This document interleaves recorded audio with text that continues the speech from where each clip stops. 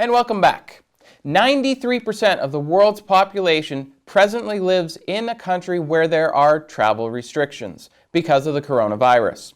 Right now, 7.2 billion people are living where there is a restriction on people arriving into the country who aren't citizens or residents. So in other words, not allowing tourists, business travelers, or even new immigrants coming into the country.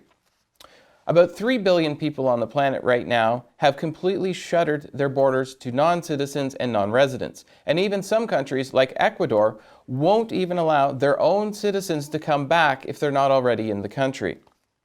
Right now, the U.S. has banned travel from China, Iran, and certain European countries. That also includes anyone that was in those countries 14 days prior to trying to come to the U.S. As we know, we're a border town here.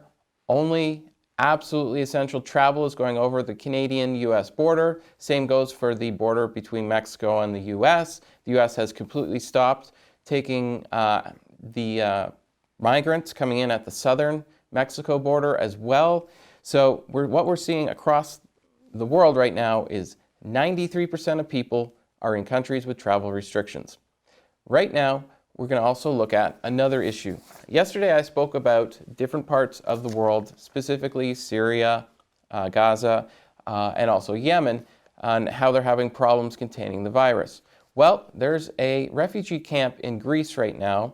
It has approximately 2,300 people in it, and over 20 people have tested positive for COVID-19 for at least the last 2 weeks. But here's the concerning part. Everyone in that camp was tested. However, the 20 who have it are showing mild to no symptoms at all, which they're not sure why that happens to be, but they're testing positive and they're having almost no symptoms. The problem with refugee camps is people get packed in very tight spaces because there's just not a lot of space to begin with, and constantly they don't have running water necessarily where they can wash their hands with soap. There's not the same sanitization practices that we have here. You know, like when you go to the bathroom here, that bathroom has been cleaned, with disinfectant and so on. When you're in a refugee camp, you're looking at using porta potties and other unsanitary ways of dealing with human waste and human liquids, because we know that COVID-19 is spread via saliva, for example. Now, it's very likely that more refugee camps across the world, as they're being tested, will also show to have the COVID-19 virus.